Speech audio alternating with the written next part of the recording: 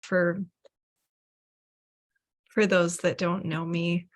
My name is Kennard, and I am triple board certified. My primary training is in obstetrics and gynecology, and I did the Andrew Weil Fellowship in Integrative Medicine, and am boarded in Integrative Medicine and Lifestyle Medicine. I had a previous life as a nutritionist, and also I'm trained as a yoga instructor, so occasionally I offer yoga.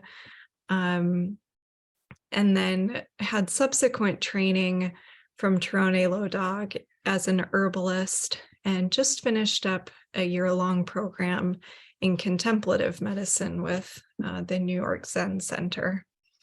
So I'm really happy to offer this session for T and B. And I would invite everyone, if possible, to take just a moment to settle in, feeling the feet on the ground. Maybe let go of the exhale that you're holding. And just arriving to our moment together. And the objective for today is I'm going to talk about a few botanicals that I think are especially suited to the winter season, sort of the T for the T and B portion, but also recognizing that I think tea in itself has a therapeutic ritual to it that, you know, it's very Western to take a supplement by capsule, like pop it and move on with the day. But tea as it is kind of forces a slowdown, a ritual, a making, something to do with the hands. It invites the senses to sight, touch, taste, smell, etc. And that's one of the reasons I really love tea as medicine is because of that. And so I want to focus on a few teas for today and some overarching themes for botanicals in the winter. And I think I'd like to start with highlighting a female physician's company. This is my friend, Dr. Siddiqui, that I did my fellowship with, this adaptogen chai tea. And the reason I wanted to bring this is really my go-to winter afternoon tea. And it has a couple elements that makes it really good and well suited for the season. And so in the winter, we think of medicines and teas in particular that are hardier. They are roots, barks, you know, the bark kind of being the thing that protects the tree, the roots underneath. And in the same way, we tend to eat root vegetables during the winter. That's what's in season. And it's almost as if nature is offering us this shroud of protection in what it offers the plant, and an invitation, I think, to tend to the roots as the flowers are not in season. They tend to be things like cinnamon, ginger, turmeric, the warming spices, if you will, cloves, cardamom, all of those types of things. And, you know, we've pirated this into something that we call pumpkin spice, but really, you know, these are ancient traditions going back millennia in traditional Chinese medicine and Ayurveda. Another good consideration, I think, for the winter is in adaptogens. So adaptogens are botanicals that help restore physiologic normalcy. And that's not really a Western concept. You know, we're used to stopping or promoting pathways that make things definitively go up or down rather than return to the midline or the center.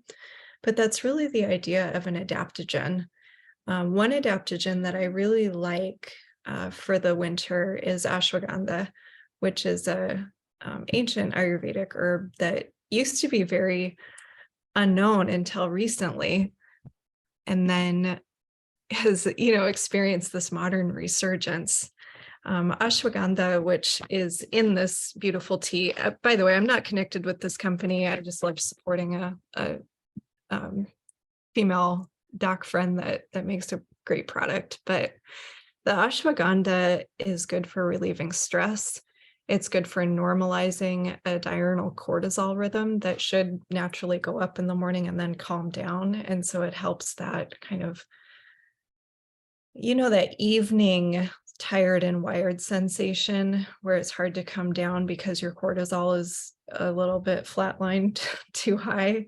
And then helps with that morning dragginess too. And since a lot of us in North America too have limited light in the winter season, I think that this is an especially nice herb.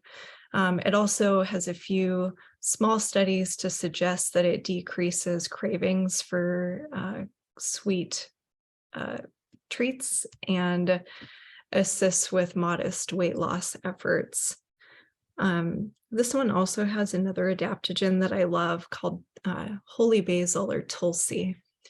And tulsi is this very gentle adaptogen with a mild taste, and the data behind it suggests that it helps with stress reduction and a sense of well-being, which is difficult to quantify in a Western sense, but has been used for a long time through periods of stress and winter, and as an offering as well in thanks. So this is an adaptogen chai tea, and I love that because it has the adaptogens in it. It has the warming spices that are so characteristic of winter medicines.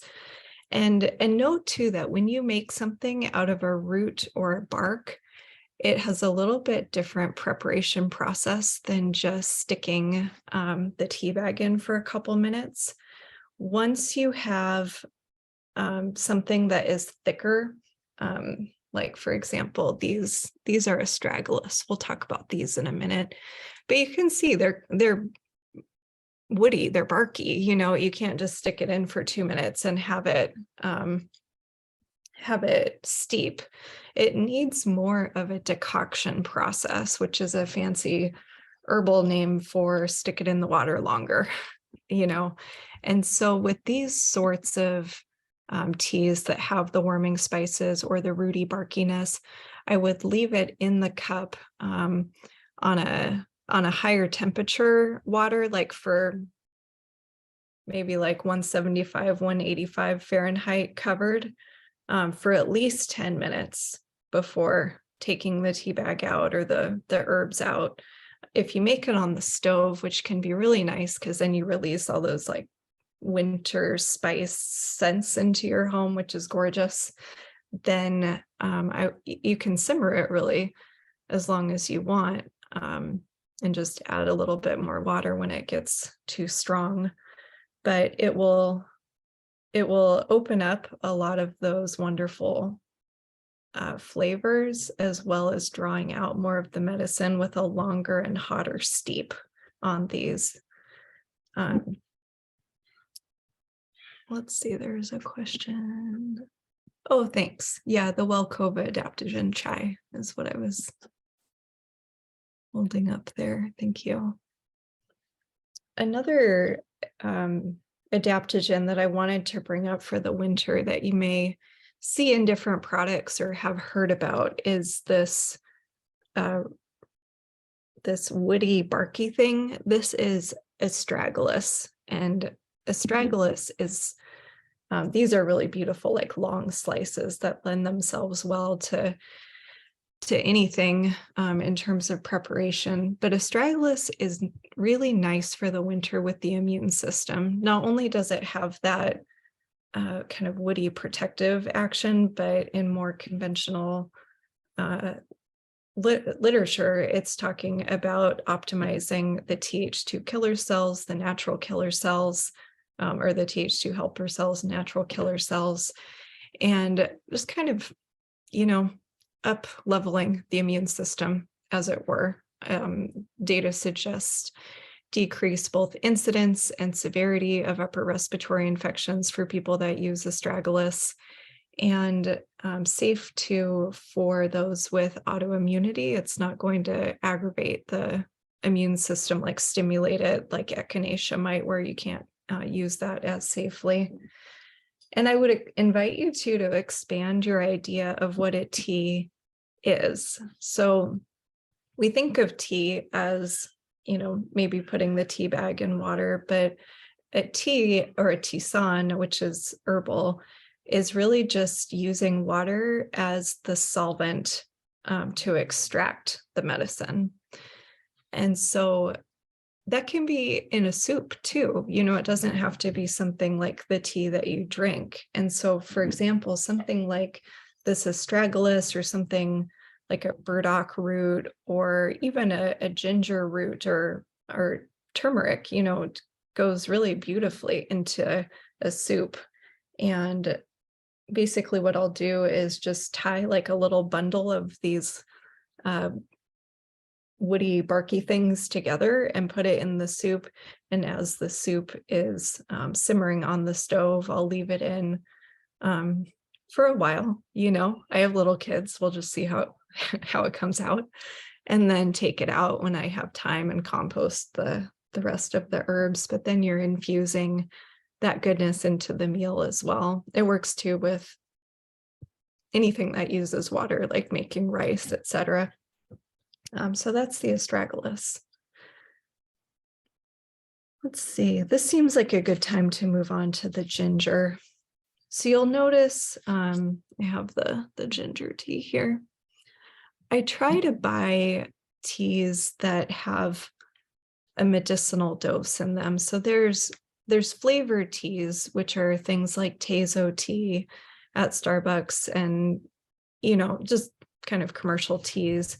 But brands like Yogi Tea, Traditional Medicinals, that's this one, are actually made by herbalists to have the right dose in a tea bag, to where you're actually getting a serving, as it were, of the herb.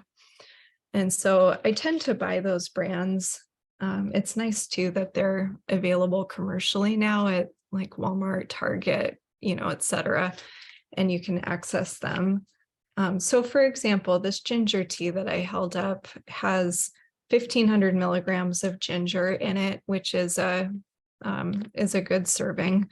A lot of the studies on things like nausea and vomiting, decreased menstrual flow, decreased painful dysmenorrhea are all in the 1 to 2 gram range for the study. And so one tea bag then is a pretty reasonable dose there. The reason I bring up the ginger for the winter is you see this again in Chinese medicine, in Ayurveda, as a really important herb, and it's both that root, and it has that spicy warming sensation. And this is a season of cold and of dark, and diseases too, of dampness, like in the lungs and upper respiratory infection, etc. And so using something like ginger is a really good idea.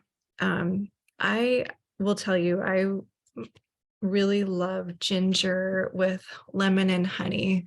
And so what I've done recently is brew the ginger, again, kind of a hot, long brew on the ginger, maybe 20 minutes with boiling water. And then once it's settled down a little bit, squeezing, a good chunk of lemon in, and putting in more honey than I would ordinarily. Honey is another one in Chinese medicine that's good for the lungs, especially in the winter if there's dampness. And that warming, spicy, hot brew with the flavonoids from the lemon, the honey in there, also honey, very good for cough, just seems like the perfect winter treat. And it is mollified enough, I think, on the spice by the other 2 ingredients that I can get my 7-year-old to drink it. Otherwise she says, oh, it's spicy, but she'll go for that. So that's my favorite way to make the ginger tea. let's see. Another one I wanted to talk about, another root, is kava. So I have the yogi tea kava stress relief here. And people are afraid of kava because it was prepared incorrectly in the 90s. Kava was starting to become popular. It's traditionally from the South Pacific and Polynesian islands, and it's been used safely for millennia, but with a very specific preparation ritual in which the root only was taken out and then prepared as a macerated decoction over a period of a few days. And when it became more popular, there was a time in which they were processing the entire plant, including the leaves, and those have toxic properties for the liver. Kava will not do anything to a UDS. And it was taken off the market for a while because it caused some issues with hepatic failure. And then this came out that it was improperly processed and offered with the aerial parts of the plant in it, and slowly became back on the market. And actually the German pharmacopoeia, the German commissioner, and the high court actually sued the commissioner, saying it was malpractice to not offer kava, which was such a effective and safe anxiolytic. It's very good for decreasing anxiety. And so it came back onto the formulary in Germany, and they tend to lead the way in the world in terms of regulating and studying natural botanicals as medicine. And so it came back in the US in the late 90s, early 2000s. You can get different offerings of it, tinctures, glycerites, capsules, etc.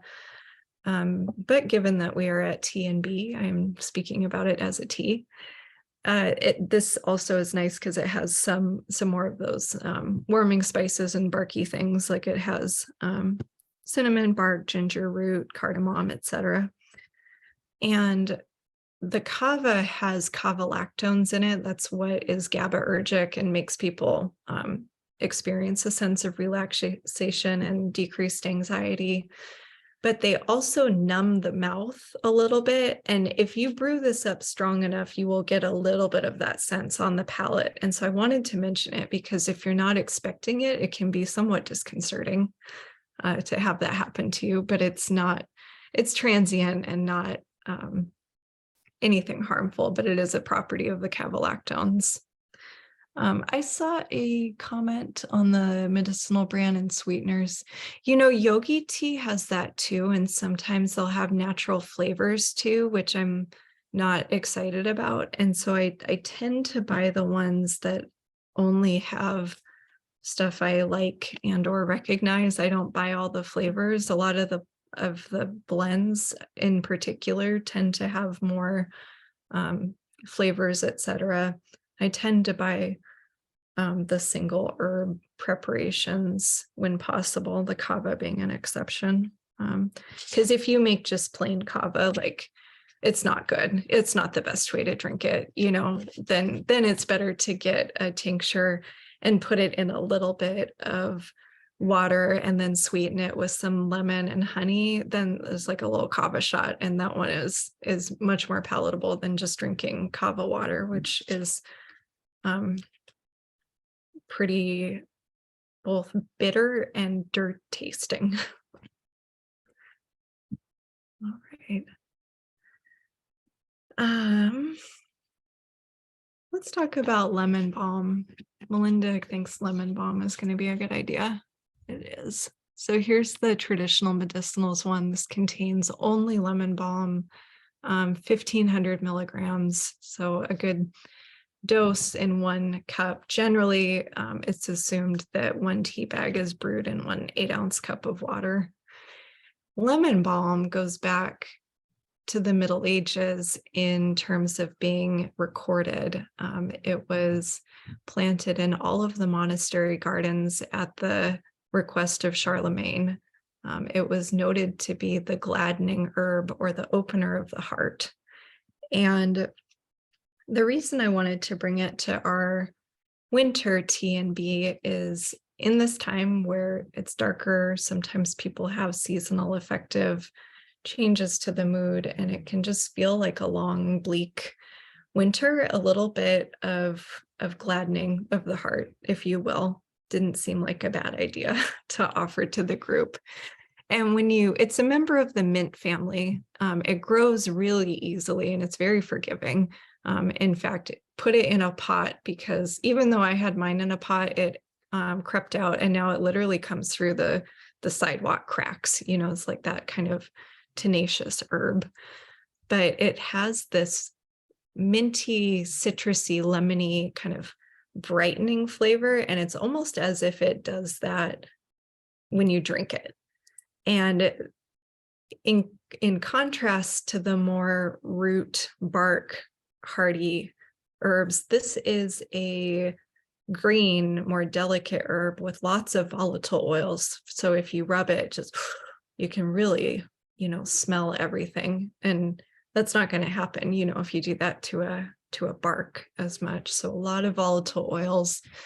It will appreciate being steeped at a lower temperature and doesn't need as long. And it's just a really nice calmative for the nervous system, in addition to being somewhat uplifting in terms of mood. It's a member of the mint family. It's very safe for very, very young children, elderly, other people that you would want to, be quite cautious about what you were offering them. Lemon balm is a nice option. It's nice for settling down for bed, nice for children with ADHD that may have, a wear off of medication later in the day, and you're just hoping to kind of bring people into a more calm state. My mentor, Tirone, even gives lemon balm to her pets, if they feel skittish or anxious. And it's good too in terms of the gut, decreases gas and bloating, just has some of those mint properties in the gut of that. So lemon balm, really, really nice. I think it's a great addition to anyone's tea medicine cabinet. And then the last one I'll bring up is chamomile. I just have a plain chamomile here. Chamomile, I think, gets really overlooked. We all know about it. People don't necessarily love it or drink it often, but it is so safe.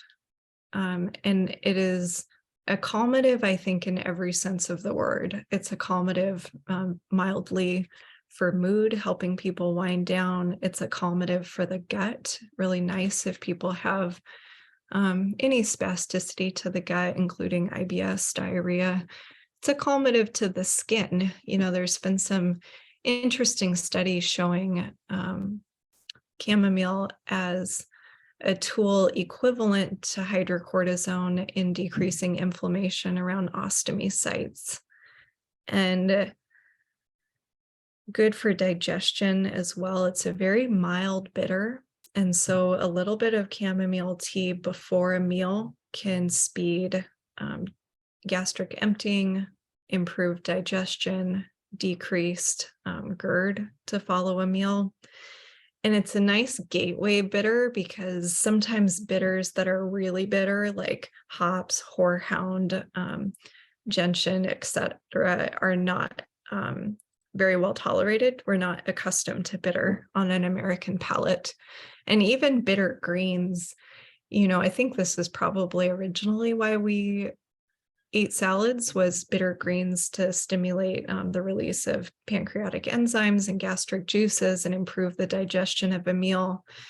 Chamomile has some of those same properties, I think, packaged in kind of a floral honey flavor to where it's less offensive. And looking at greens too, things like rainbow chard or some of the sweeter dark leafy greens. They can be mixed with somebody's regular green intake, almost as a gateway towards more bitter greens in the diet. Very good for digestion. So that is my thoughts on chamomile, and I think that it is underused, very safe, decreases even colic and gas in newborns. You can put a little bit of tea even on the nipple for a breastfeeding baby to help with that. So really nice option. And it is already 4:30. That just sped by for me, but I have some time to do a few questions. Yeah, thank you for that. I meant to say that about chamomile and ragweed allergy. They're both members of the aster family.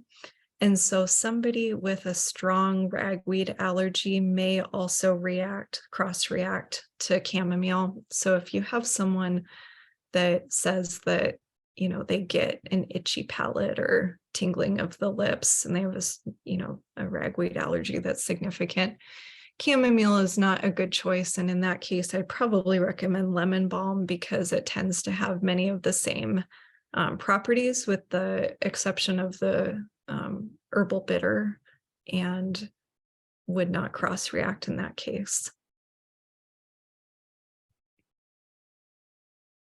The question is mild rosacea a reason to avoid warming herbs? I don't think so, to be honest. If something is very spicy and you notice it flaring the rosacea, something like really in your face, like a strong ginger, then, listen to your body with that. But I don't think generally the warming spices will flare rosacea. They also tend along those lines, just you think about disorders that are heating, vasomotor symptoms included. Sometimes ginger can precipitate hot flashes, but generally the other milder warming spices, things like the cinnamon, cloves, cardamom, etc., will be fine in that regard. Ashwagandha night shift. That's a good question. I've thought about this as an obstetrician, and I think about it sort of in the same way that I would take melatonin as a night shifter. It might be off, compared to what a normal shift person would do. That being said, ashwagandha is very gentle. It's not going to knock you out like melatonin whatsoever. And even, I see a lot of products out there that have ashwagandha in an AM or daytime blend. But I think that I would be more inclined to take it in whatever your evening or late afternoon is, for what it's worth.